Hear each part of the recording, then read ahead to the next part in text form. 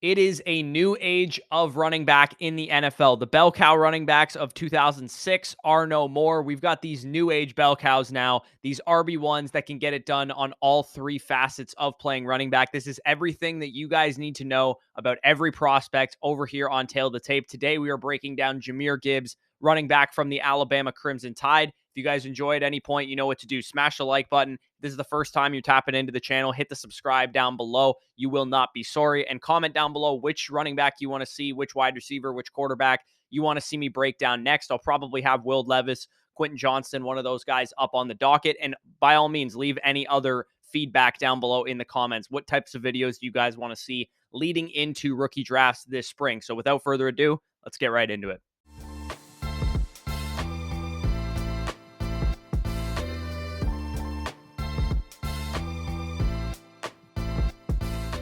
All right, so Jahmyr Gibbs, running back of the Alabama Crimson Tide. This is his tale of the tape. 20.9 years old, very, very young running back, still born in 2002, 5'9" and some change, 199 pounds. Basic information, high school recruiting, background stuff. The general overview of Jahmyr Gibbs is this. He was a four-star recruit coming out of Dalton, Georgia, number 8 running back in the 2020 recruiting class. He spent 2 years at Georgia Tech as a freshman and as a sophomore, posted an 11% target share and a 13.8% target share, respectively, with a usage profile similar to some of the great backs that we see in fantasy. We see these guys come out right away and produce as receiving backs. That's what we saw out of Alvin Kamara. That's what we saw to Christian McCaffrey.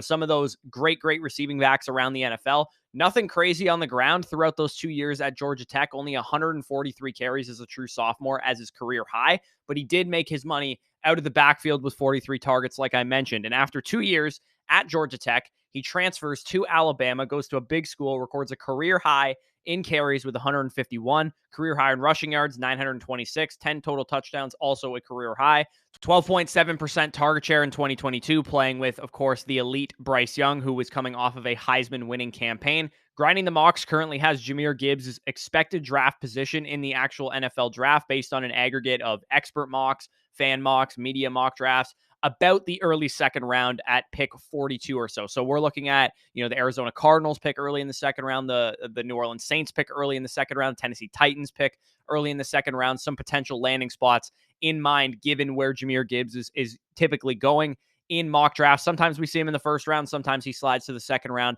But overall, he is a very, very highly thought of running back prospect, pretty much the consensus RB2 in the fantasy community, the NFL draft community. So let's get into some of his traits, right? What makes Jahmyr Gibbs a great running back? For each of these traits, I'm going to kind of talk about what I saw in film first, and then the accompanying metrics that back it up. So these are the 6 fundamental traits that are the basis of my grading system, both on film and in the numbers. And the first trait is elusiveness. If you want to be a good running back in the NFL, you got to be able to create some stuff on your own. You got to be able to make some people miss. Our buddy Angelo Fantasy, go check him out on Twitter. He always brings up the concept of players having great movement toolboxes. And I think this really applies to a guy like Jahmyr Gibbs.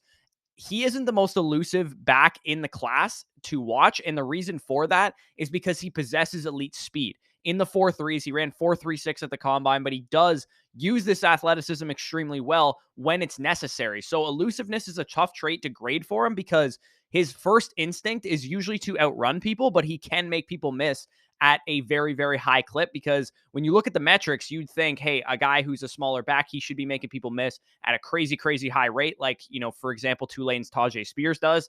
But his avoided tackle percentage per PFF was only 29.23%, ranked about average in this class with a 99.1% PFF elusive rating. So again, kind of average numbers in the elusiveness department, but on film, you can see that he possesses everything he needs to be able to make people miss when necessary. He can make swift jump cuts. He has decisive feet. And sometimes when you watch him, it looks like he's almost moving on a string. It looks like somebody's kind of controlling him in a video game. The Sports Info Solutions metrics of elusiveness are a little bit more favorable for Jahmyr Gibbs with a 14.5% missed tackle percentage. So how often did he just straight up make people miss, not necessarily avoid a tackle, which ranked 3rd in this class behind only Bijan Robinson and Eric Gray. So elusiveness, a little bit of a tricky trait to grade with Jahmyr Gibbs, because it's not necessarily as easy as saying this was his elusiveness metrics. He's obviously elusive. You have to kind of dig a little deeper, watch the film, and get an idea of how he's able to make people miss. Number two is contact balance, right? There's a number of ways that running backs win. Elusiveness is typically the most common. Contact balance is also quite common. I'm not going to bring up his size quite yet because that's going to come into to play a little bit later in the video. But just purely looking at his ability to win through contact, I think it's very adequate for the skill set and for the size profile that we have for Jahmyr Gibbs. He can break tackles in open space, no problem. He flashes that ability in the rushing lanes as well. Of all three ways that a running back typically wins, either by agility, which I already talked about, speed, which he definitely has, or power, I think power is the least utilized for Jahmyr Gibbs, but it's understandable given his size. And I was still impressed with his ability to buckle defenders with power when he needed to. It was something that is obviously not second nature to him because he's typically going to run around you or make you miss or in some way. He posted average numbers in this category with only 3.39 yards after contact per attempt among running backs in this class. I think that was like 14th or something like that, with a broken tackle percentage of 11.26% per SIS. But what he did show is that he can win with power a little bit, right? He didn't show that he does it consistently, like he's some 6 foot, 220-pound bruiser, but he did perform better than other smaller backs in this class, like Devon Achane of Texas A&M, Deuce Vaughn of Kansas State, some of those type of guys. So definitely encouraging to see that he can do it. It's just not a huge feather in his cap as a guy that's going to always break initial contact. So number three is receiving ability, and this absolutely is the bread and butter, the feather in his cap. Gibbs just isn't a good receiving back. He isn't just a great receiving back. He's got the profile, the film, and the skill set to be the single best receiving back in the NFL come year two of his NFL career. Alabama deployed this guy all over the formation, out of the backfield, in motion, in the slot, out wide, whatever the case was. Jahmyr Gibbs is a weapon out of the backfield. He was used in very high leverage situations, like key third downs, on design plays, on game-winning drives. And we love that for fantasy because it means that his coaches trusted him to be on the field and be a receiving back. And that speaks very highly to his ability to potentially command 2-minute drill work, long down and distance work at the next level, which is something that he absolutely needs to do given his size profile. Yards per route run, third best in the class, 1.83. Receiving, PFF receiving grade, third best in the class, and 11% target share or better, like I said at the beginning of the video, every season of his collegiate career at two different schools. Also, like I mentioned, targeted on 21.4% of his routes at Alabama this year. That is a 98th percentile number. Experience adjusted reception market share. This gives you an idea of just how explosive and how electric Jahmyr Gibbs is as a receiving back. These are his experience adjusted reception market share numbers up against some of the best receiving prospects that we've seen come out of the draft in the last couple of years. We see him versus Saquon Barkley. We see him versus DeAndre Swift and Christian McCaffrey. As a freshman, he was lapping those guys, and he was on par with pretty much everybody outside of Christian McCaffrey, and then Alvin Kamara also in there as well as a sophomore and as a junior. Scoring ability is the next trait that we're going to talk about, and this really is where his size plays a factor because your scoring ability is usually directly correlated to your size and your ability to carry a workload. And Gibbs showed up at the combine at 5'9", 5'9", a little bit taller than 5'9", 199 pounds. And that's pretty good BMI. It's a 29 BMI profile, which is actually better than what he was listed at on the Alabama website, which was 5'11", 195 pounds. But NFL coaching staffs don't determine who gets goal line work based on BMI. They look at the player. They look at how can they, contribute in short yardage. And not only is Jahmyr Gibbs not the greatest in short yardage, he also is a smaller running back. So I'd imagine most NFL coaching staffs are going to favor whatever big bruising back they have on their roster in goal-to-go situations, or potentially their quarterback if they have a mobile quarterback there. So his red zone inside the 20 and his green zone rush rates were all below the averages of running backs with a top 12 season in the NFL, as you guys can see on these charts. So definitely not encouraging, knowing that Jahmyr Gibbs is probably not going to be a feature goal line runner at the next level. His best season dominator rating was also only 57.78% as a true sophomore at Georgia Tech. And again, he played at two different schools. So it's not like, Alabama this year didn't use him as a workhorse. Like Georgia Tech didn't use him as a workhorse either. And I think needless to say, he will not be a workhorse in the NFL unless he adds some size like Christian McCaffrey did once he was in the NFL. Austin Eckler has done since he's entered the league as well. But that's okay. The tough thing for Jahmyr Gibbs is at that point, he has to achieve an RB1 season on the back of receiving workload. which he absolutely can do. I'm just saying that's the only avenue, right? A guy like Bijan Robinson can achieve an RB1 season on the back of groundwork or receiving work or a combination of both. With Gibbs, he absolutely has to be a featured receiver at the NFL level, and that presents a little bit of risk to his profile. Number 5, we get into pass protection, right? Will your coach trust you on third down? Of course, this would be very key for a guy like Jahmyr Gibbs because he's going to be used as a receiver predominantly. And pass protection definitely could use some refinement in Jahmyr Gibbs' game. It's pretty clear, though, that because he ran 243 routes and only stayed in protection on 36 total snaps this year, that NFL teams are going to realize and know that his best attribute is his ability to run routes and catch the ball. So having him left in protection is probably not something that they're going to want to do often. Not to brush over or scrub the fact that, his subpar protection is not a big deal, because it definitely could mean that an NFL team favors a trusty veteran on third down, 2-minute drill, long down and distance situations because they know he can pass protect over a guy like Jahmyr Gibbs. I just think that an NFL coaching staff should probably be capable of teaching him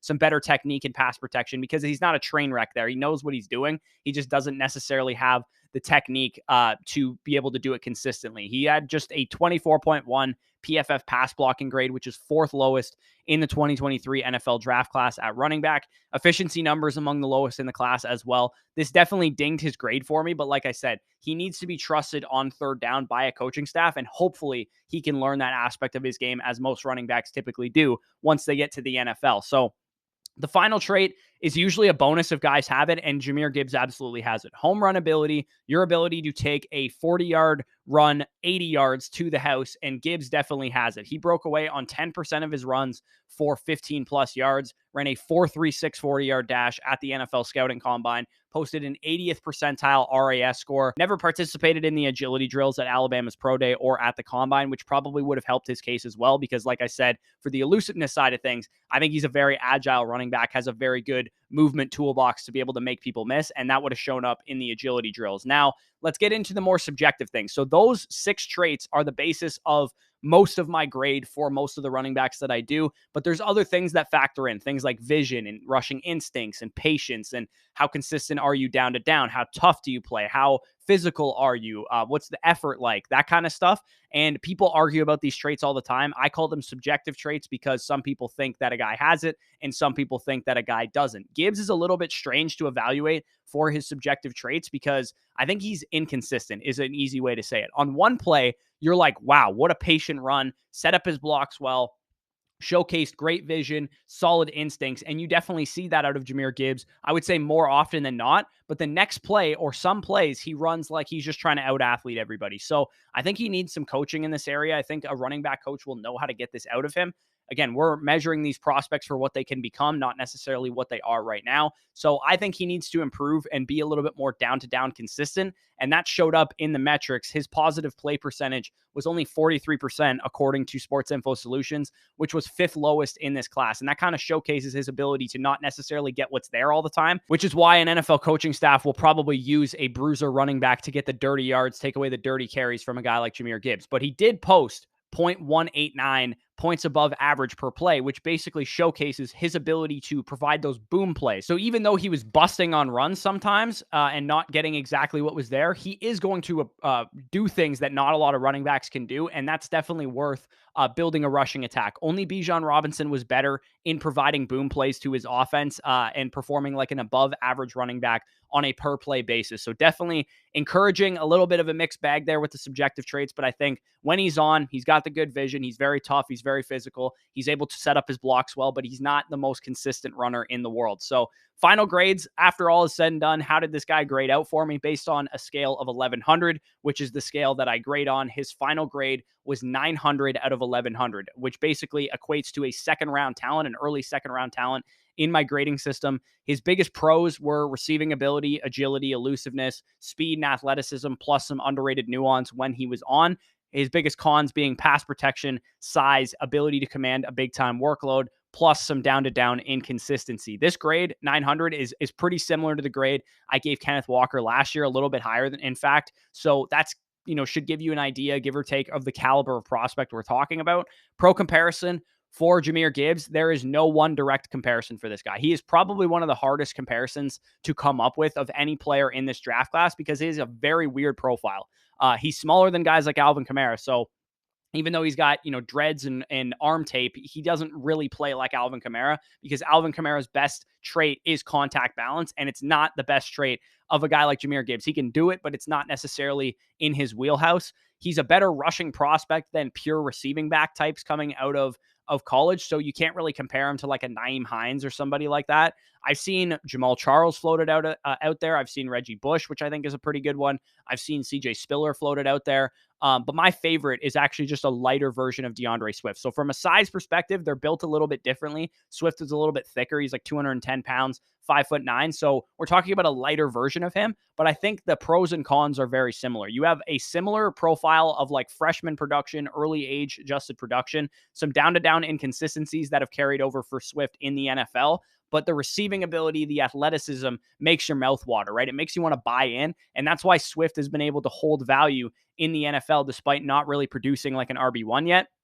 People still value the guy as a highly sought after player in fantasy drafts. And I think that's what Gibbs' floor kind of looks like, because I don't think Swift has really achieved his ceiling quite yet. And maybe he never will. But I think Jahmyr Gibbs definitely has the same kind of like career arc in store for him at the next level. And in terms of best fits, like DeAndre Swift, he's probably going to need to be in a system with a Jamal Williams type in-house. So he's going to need an early down grinder to take away the dirty carries. So for me, he's more of like a 1A back rather than like a true 3-down guy, the Lightning in a Thunder and Lightning type of committee. In terms of scheme fit, I think he fits most schemes, but I think it would be best for him to play with like a pocket style quarterback that can feed him a lot of receiving work. Because if he was playing with like Jalen Hurts, for example, he might not be able to utilize his best skill set, which is probably as a receiver. And potentially, I would like him to play for a coaching staff that knows how to deploy a receiving threat like this. And we've seen that maybe out of them in the past. Teams like Kansas City kind of make sense. Cincinnati would make sense as well. Arizona would make sense. New Orleans would make a ton of sense. But I think the absolute bar none best fit is the Miami Dolphins, because not only do they have so much speed on that offense, and he would kind of go with that theme of speed, it's a wide zone, one cut and go type of system, which I think Gibbs would thrive in. And also he would have like an immobile type quarterback like Tua Tagovailoa, who's still accurate and can feed him the ball. And you have a little Alabama connection there, even though they never played together. So I really like the Miami Dolphins potentially in the second round. Maybe they would trade up for him, something like that. They have Raheem Mostert. They have Jeff Wilson to take away some early down work. I think the Dolphins would be the bar none best fit and the best case scenario for Jahmyr Gibbs if he goes there. So in terms of fantasy outlook, in terms of upside, what you should do with this guy in rookie drafts, Jahmyr Gibbs is the clear RB2 in this class for me. He's a great option if he's going to be used correctly, and already he is being valued as a top 5 to 8 dynasty running back. So from like a value insulation standpoint, you can feel comfortable that even if Gibbs doesn't like blow up fantasy as a rookie, he should hold value as a rookie going into his second year, because he's, barely 21 years old as a rookie.